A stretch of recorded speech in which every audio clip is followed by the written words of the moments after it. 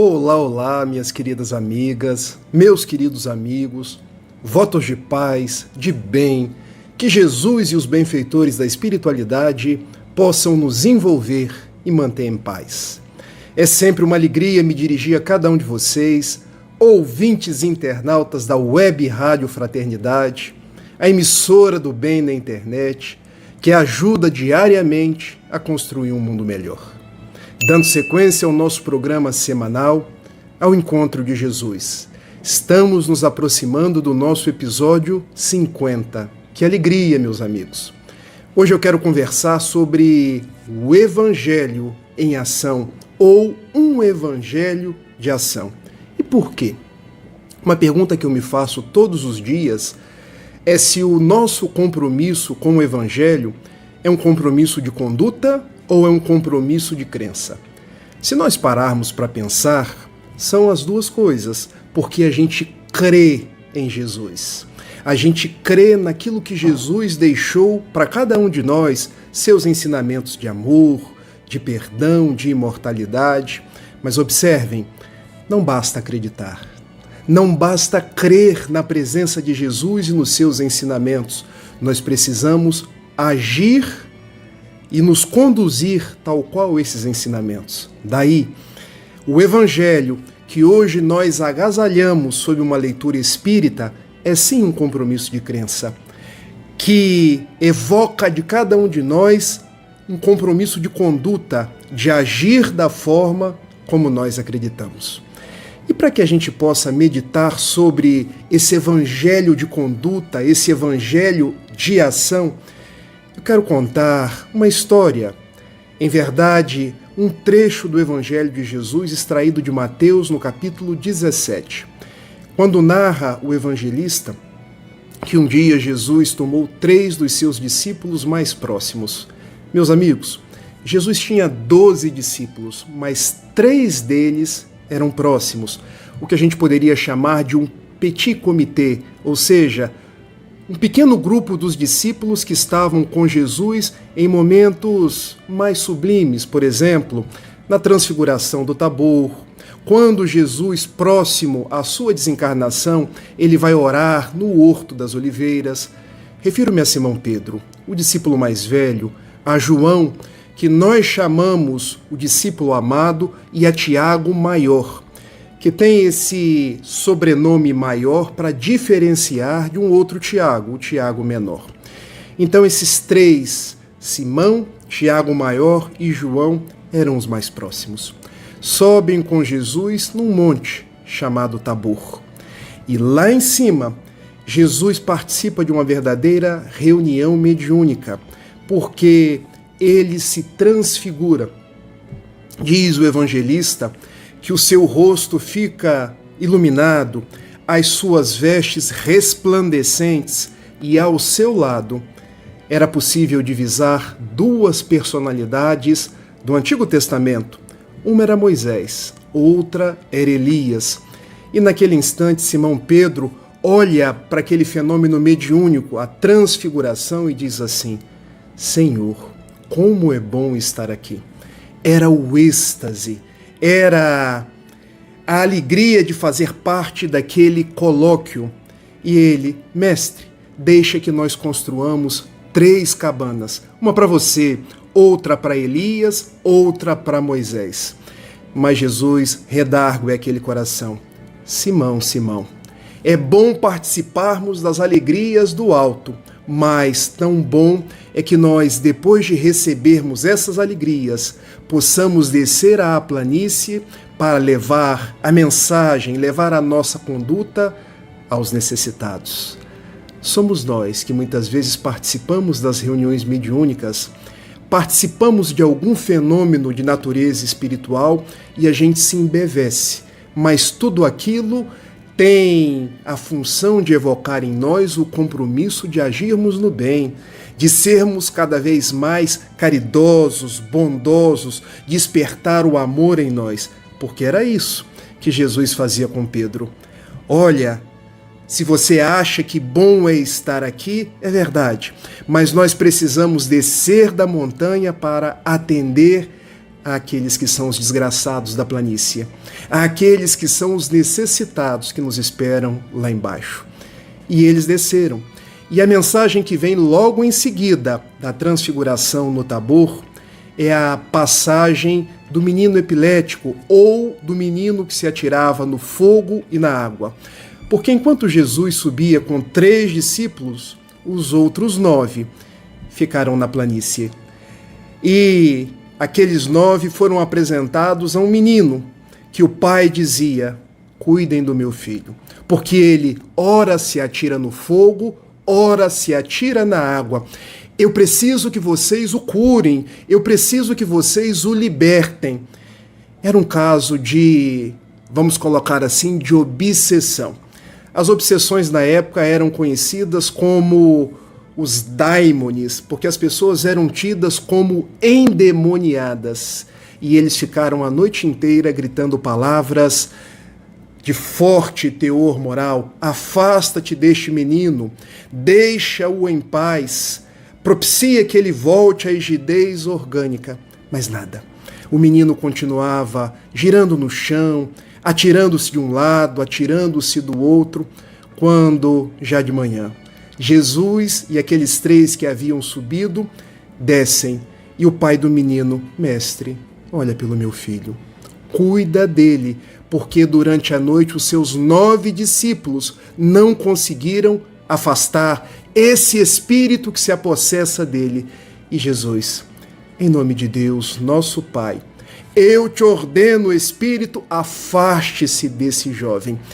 E naquele mesmo instante, o menino recobra a rigidez orgânica e espiritual, volta à lucidez, e o seu pai, ele está curado. Ele está bom novamente. E os outros 9 discípulos: ó Jesus, nós ficamos aqui a noite inteira. Nós fizemos como tu manda que nós fizéssemos. Nós falamos as palavras que aprendemos contigo.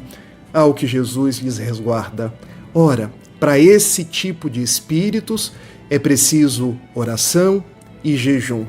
É preciso orar, é preciso entregar-se a Deus num colóquio pedindo a intervenção dele.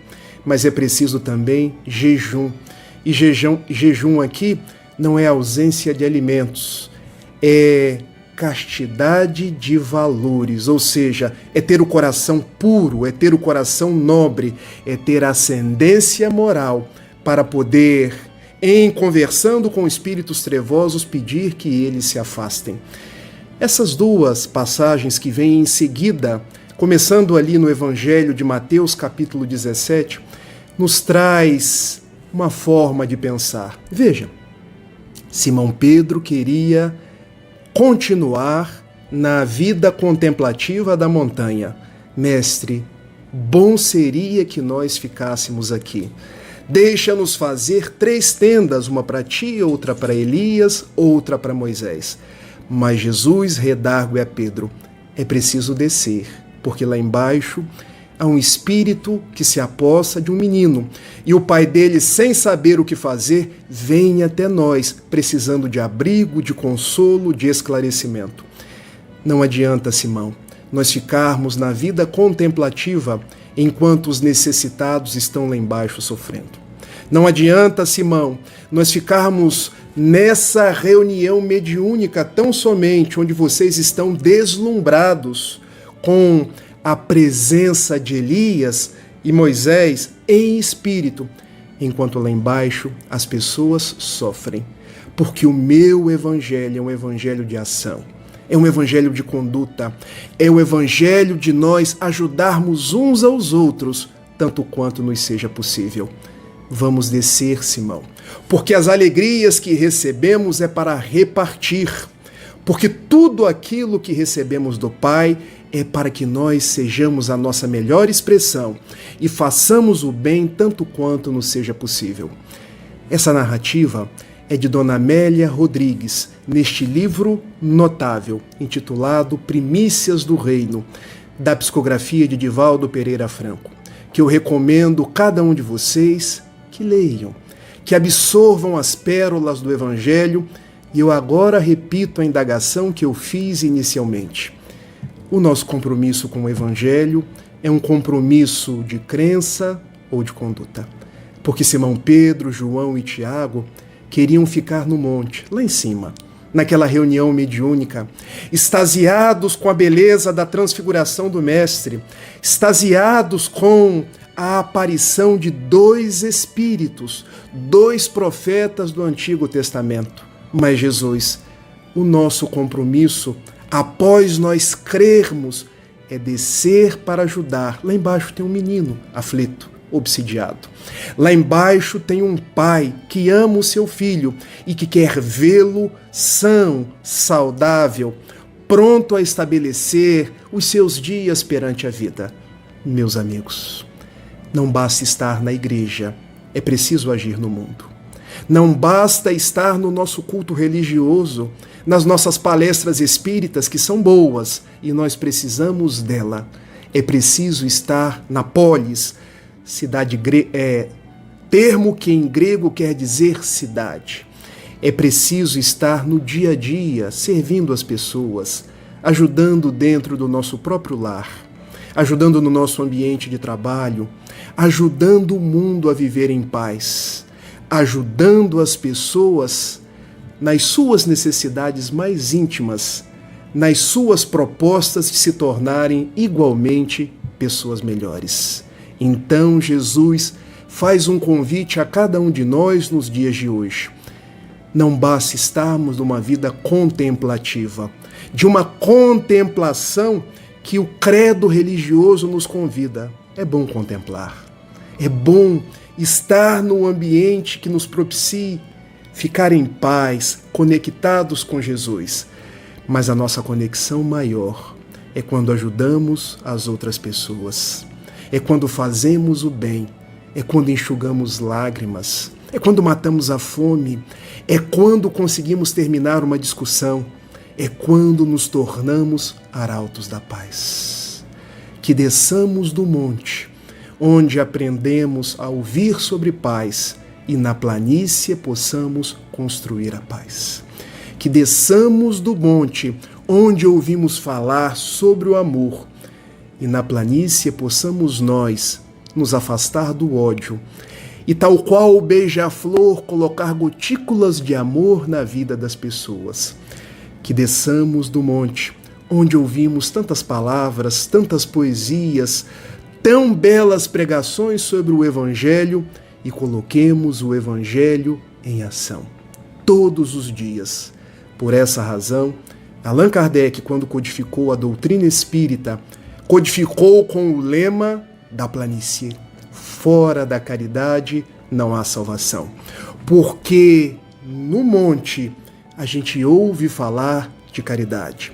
A gente se aproxima de Jesus, dos benfeitores da espiritualidade, mas é na planície que nos aproximamos dos desgraçados, dos necessitados.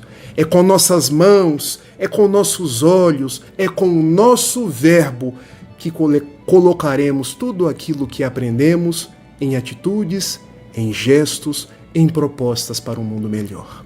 Vamos orar. Ó Jesus, como é bom estar contigo. Como é bom saber da tua presença nas nossas vidas. Ensina-nos a sair de uma vida meramente contemplativa para agir no bem. Ensina-nos a saber que precisamos acreditar, mas, sobretudo, nos conduzir perante um mundo de tantos desafios. Que nós tenhamos a compreensão que o Evangelho é um Evangelho em ação, que o nosso compromisso é um compromisso de agir. E dai-nos a tua paz. Abençoe todos aqueles que nos acompanham pelas vias da Web Rádio Fraternidade. Abençoe todos os que sofrem e permanece conosco hoje, agora e sempre. Meus amigos, um beijo grande e até semana que vem. Tchau, tchau.